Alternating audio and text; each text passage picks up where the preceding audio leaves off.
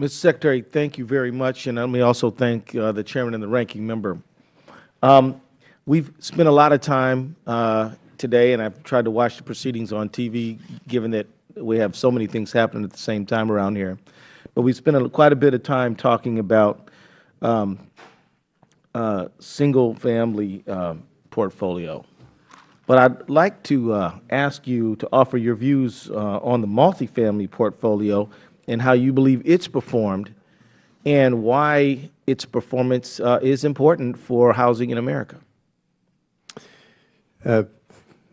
Thank you, Representative Ellison, for giving me the chance to comment on another very significant part of the work that FHA does. Our multifamily portfolio is immensely important. It also plays, to some extent, this countercyclical role. We saw, I believe, the volume during the housing crisis go up from about $3 billion to $13 billion of FHA insured loans in multifamily.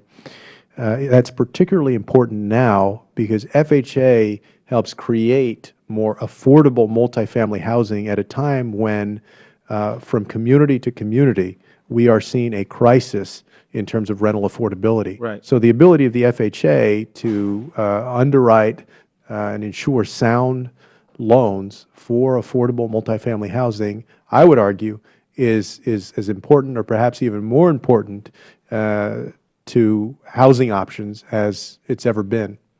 Thank you very much for that. And I just want to mention that we have a sort of a historic spike in the number of people who are spending significantly more than a third of their income in rent.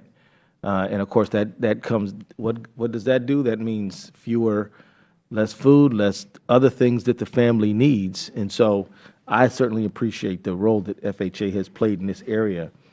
Also, I'd like, if you would, to discuss FHA's requirement to hold reserves to cover claims over a 30-year period. How does that compare to financial accounting standard boards requirements for reserves that need to be held by private financial institutions? And are you aware of any other federal loan program that has such a stringent accounting requirement? Yeah, so for the federal government and each of its lending entities, the fact that we have a 2% capital reserve ratio is unique in the government. There is no one else that is required to have the kind of capital reserves that FHA is required to have. It was mentioned earlier, and it is accurate to say that in the private sector there's a higher reserve ratio that is often held. But FHA is unique in its role and in its requirements in terms of our capital reserve. So apples to apples. That's right. Yeah. So I also just kind of want to make this comment. I represent the 5th Congressional District of Minnesota. All of us here have to represent our district, although we have a national purview too as well. And there are about 113,000 homes with mortgages in the 5th District, and more than half are FHA insured. And I don't think these families I represent would say that they're subprime borrowers. I just want to make the point, and I think it's important to say that FHA has has in the past and does play a very important role. And I know that this is the place where we argue over these things all the time, but I just think that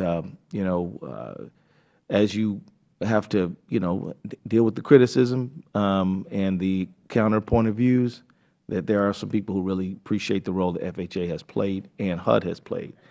And also in terms of just making sure that diverse communities get a chance to have home ownership. FHA has insured loans to a high percentage with African Americans and Latino communities. I wonder, would you care to comment on your work in that area? FHA has been enormously important for the ability of folks who are of modest means, of all different backgrounds, but particularly communities of color, African Americans and Latinos, to be able to access credit so that they can afford a home. Ranking Member Waters was very, I think, apt to point out that nearly 50% of African American and Latino home buyers have an FHA insured loan these days. And so when we think about ensuring that there's opportunity for everyone in the United States, FHA is an invaluable component of that. Thank you, Mr. Secretary. Now I'm going to